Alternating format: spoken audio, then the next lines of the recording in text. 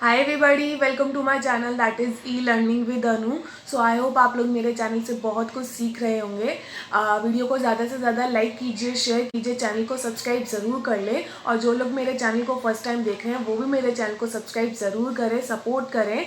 और आपको याद होगा मैंने 8 मई को 1 to 7 मई की जो भी इम्पोर्टेंट करंट न्यूज़ थी वो शॉर्ट में आप लोगों को एक्सप्लेन की थी। वो वाली वीडियो मैंने 8 मई को डाली थी। सो वो पार्ट 1 था। आज मैं आपके लिए पार्ट 2 लेके आई हूँ जिसमें मैंने बाकी की जो 1 to 7 मई की इम्पॉर्टेंट करंट न्यूज़ है वो आप लोगों को प्रोवाइड की है। सो वीडियो बहुत ही ज़्यादा इंटरेक्टिव वे में बनाई गई है। सो वीडियो को इंजॉय ज़रूर कीजिएगा, लाइक ज़रूर कीजिएगा और शेयर ज़रूर कीजिएगा और भी लोगों के साथ। सो घर पे रहिए, सेफ रहिए और करंट अफेयर की जो न्यूज़ की वीडियो है वो आपको शाम तक मिल जाएगी। तो आप जब तक ये वीडियो इंजॉय कीजिए। सो गाइज प्लीज़ लाइक ज़रूर कीजिए और ज़रूर बताएं कि वीडियो आपको कैसी लगी। कमेंट बॉक्स में ज़रूर बताया कीजिए ताकि मेरे को भी पता चलता रहे कि आप लोग कितना एंजॉय कर रहे हैं।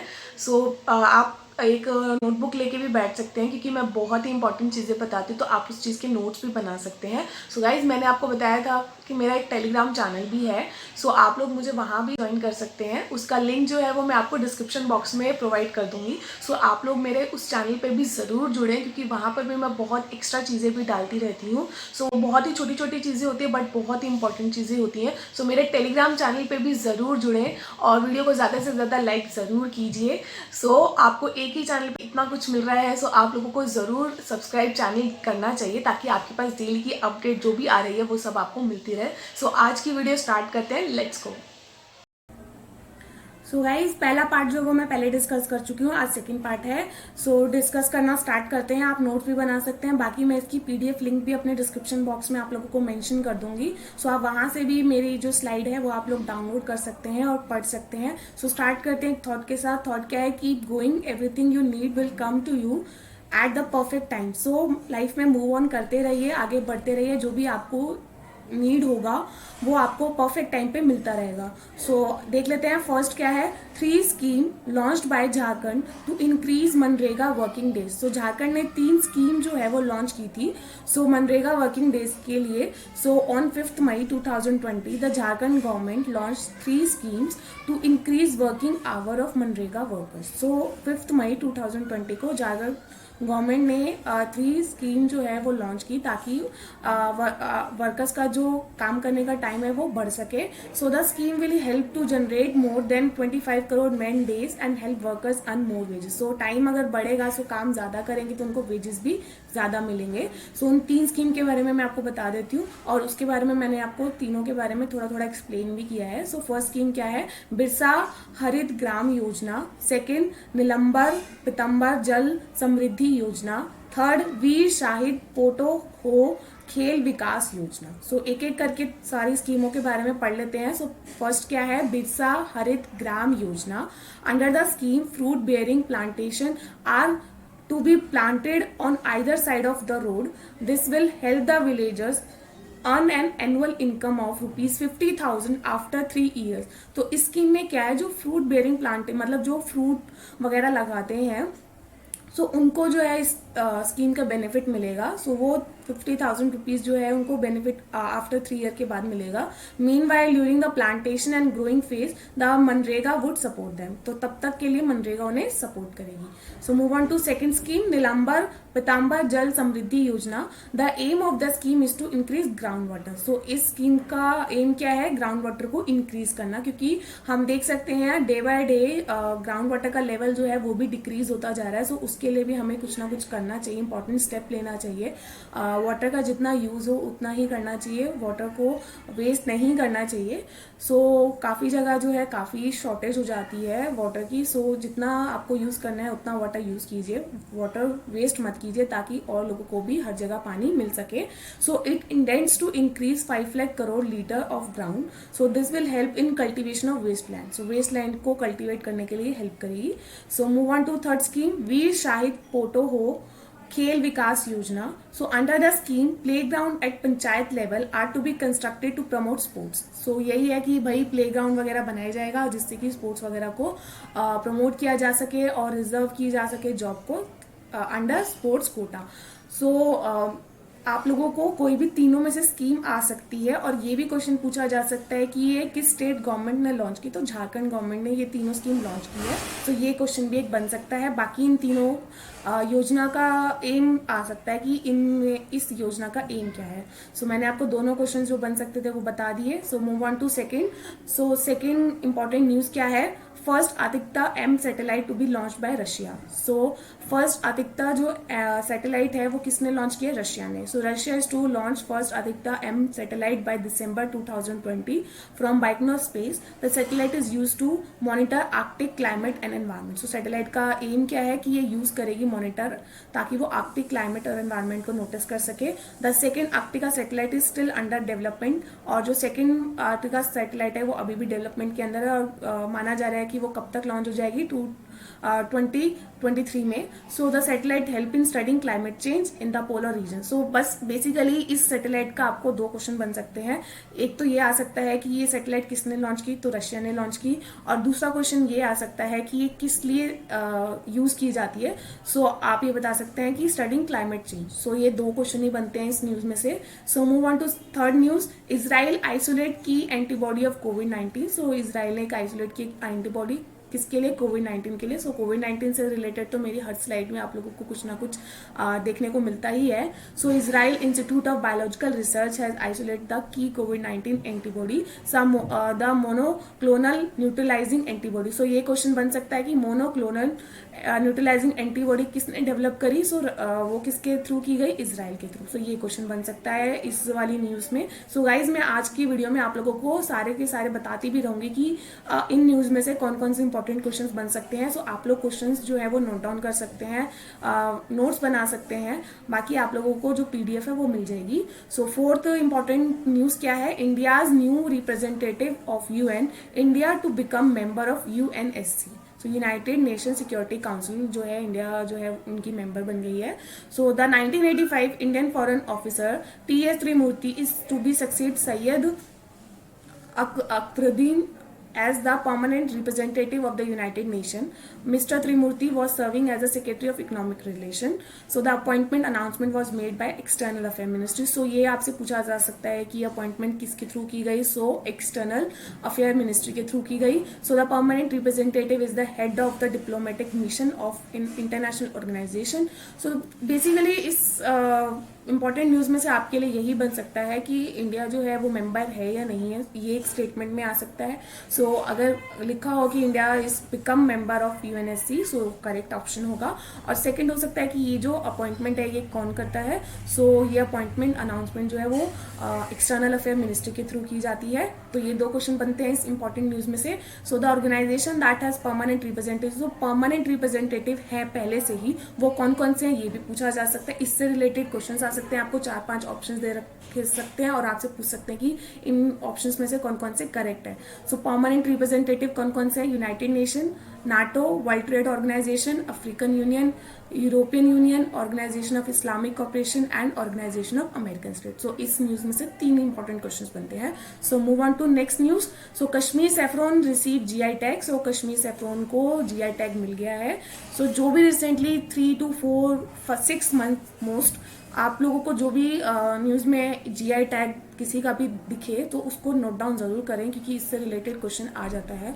The saffron cultivated in the Kashmir valley has receive geographical indication tag. So आपको बस यही याद करना है कि भाई कश्मीर सैफरॉन को या जीआई टैग अभी रिसेंटली मिला है। बाकी 3 प्रोडक्ट्स को भी जीआई टैग मिला है। कौन कौन से हैं वो, गोरखपुर टेराकोटा, कोविल पार्टी, कदाली मिताई और ब्लैक राइस ऑफ मणिपुर। सो इन 3 चीज़ों को भी अभी जीआई टैग मिला है। सो यही इंपॉर्टेंट न्यूज़ बनती है इसमें से।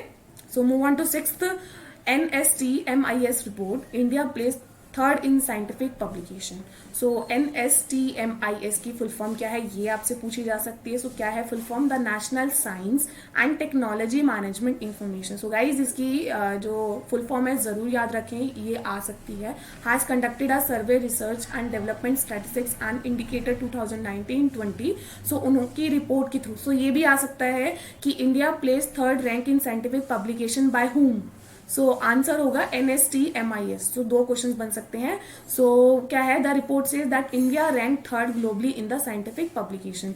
और ये भी पूछा जा सकता है कि फर्स्ट टू रैंक किसकी है। सो USA फर्स्ट पे है, second China, after that India third rank पे है। सो ये इंपॉर्टेंट क्वेश्चंस बन सकते हैं इस न्यूज में से। So move on to seventh. I hope आप लोगों को वीडियो पसंद आ रही होगी, और जो मैं आप लोगों को इंपॉर्टेंट चीजें बता रही हूँ आप लोग उस चीज को मेंशन जरूर रखेंगे।